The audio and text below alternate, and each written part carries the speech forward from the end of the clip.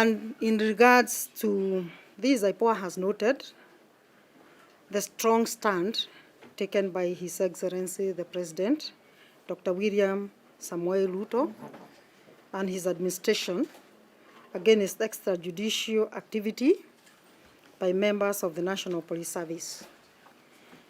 We assure Kenyans that the board is in full alignment with His Excellency's position and directives on the matter.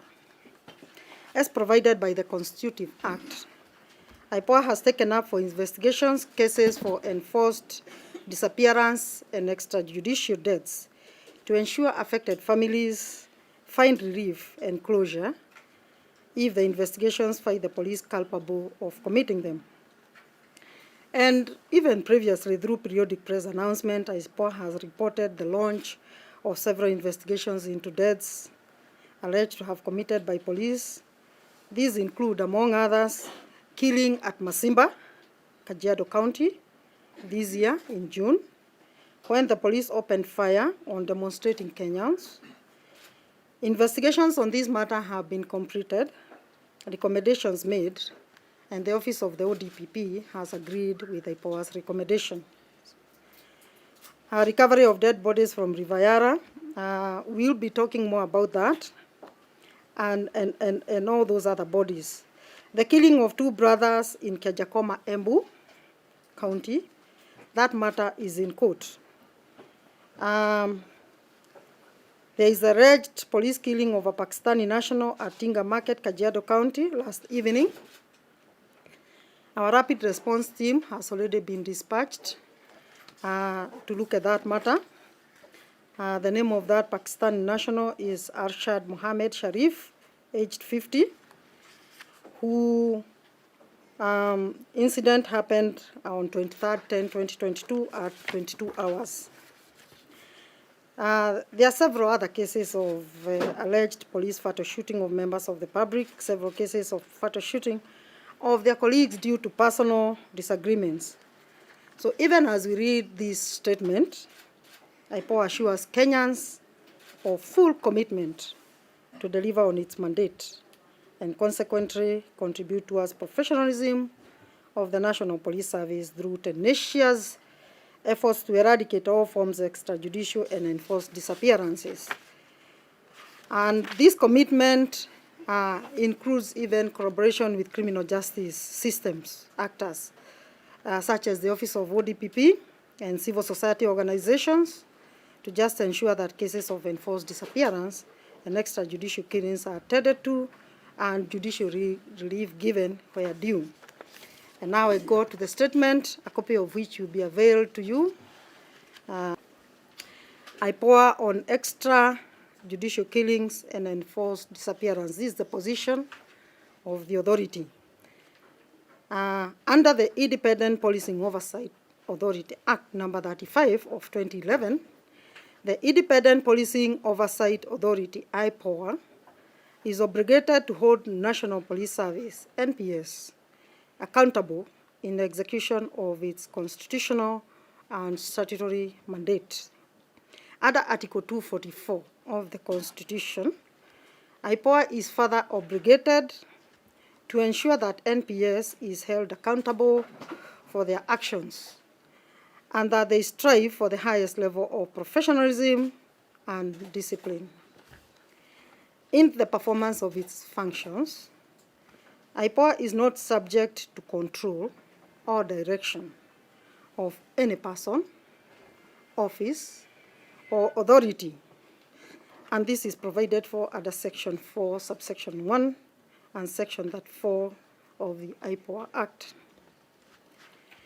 Pursuant to Section 6A of the IPOA Act, IPOA is undertaking independent investigations into the supposed involvement of DCI, Special Service Unit, SSU, in the disappearance of Zulfik Ahmed Khan and Zaid Sami Kidwai, both Indian nationals, and their Kenyan driver, Nicodemus Mwania, in July 2022 in Nairobi. IPOA will, as a matter of priority, make appropriate recommendations. Pursuant to Section 4, 5, 6, and 7 of the IPOA Act, IPOA has commenced investigation and audit of recently disbanded SSU, that unit, and other units, all formations within the NPS to establish the propriety of the operations and the level of professionalism. IPOA is further keenly investigating NPS action and/or inaction following numerous complaints received of enforced disappearances, abductions, and murders. The following are some of the cases IPOA is investigating to establish police involvement. 1. In January 2022, the authority launched investigations into the incidents in which 25 dead bodies were recovered from River Yara in Siaya County on diverse dates.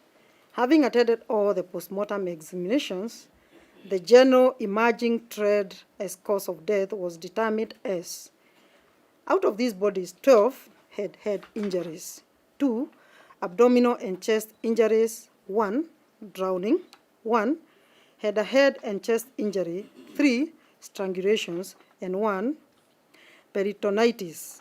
The cause of death for 5 cases was undetermined. Status of these cases: preliminary investigations point out that the nature of injuries sustained or cause of death point to same or similar perpetrators. DNA profiling is also ongoing. In this report this statement we shall give you, you will see there is an annexure there, annexure 1. You will see those details there.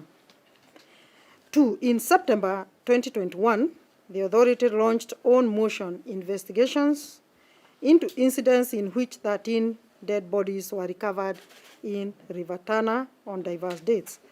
All the bodies were at an advanced state of decomposition and had torture wounds.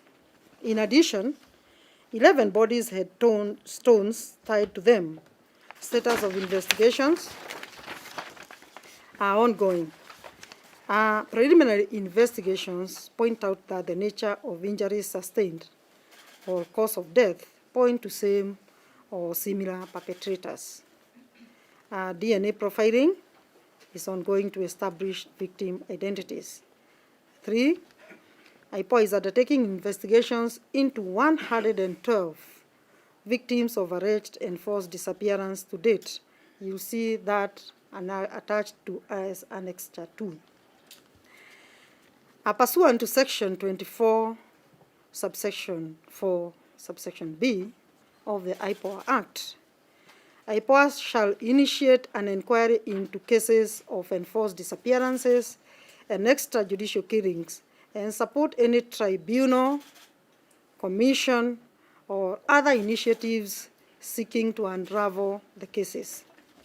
Pursuant to Section 6C of the IPOA Act, IPOA is monitoring and investigating police operation in which 11 lives were lost, including those of 8 police officers in Namariat village in Turkana East, to establish how the operation was conducted and therefrom make appropriate recommendations, including policy positions. In the course of its work, IPOA provides oversight and consequently investigates the NPS in action, that is the police operations, or inaction, that is refusal to act, and police involvement in matters which are brought to its attention either by lodged complaints or on its own motion. In line with Section 7, subsection A, X of the IPOA Act, which stipulates that deaths and injuries occasioned by actions of the police be investigated by authority, and Section 5 of the 6th Schedule of the National Police Service Act 2011, which compels the police to report all deaths, serious injury, and other grave consequences to the authority for investigations. IPOA continues to investigate cases where the police are alleged to have engaged in extrajudicial operations, including enforced disappearances and killings.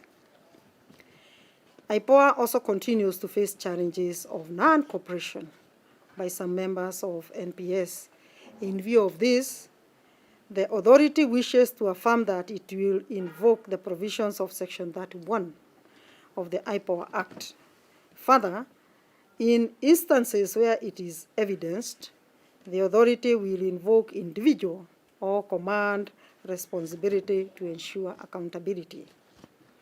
Upon completion of investigations, which will be expedited, observing the principle of impartiality and the rules of natural justice as provided by Section 4, subsection 2 of its Act, the authority will publish and publicize its findings and make appropriate recommendations.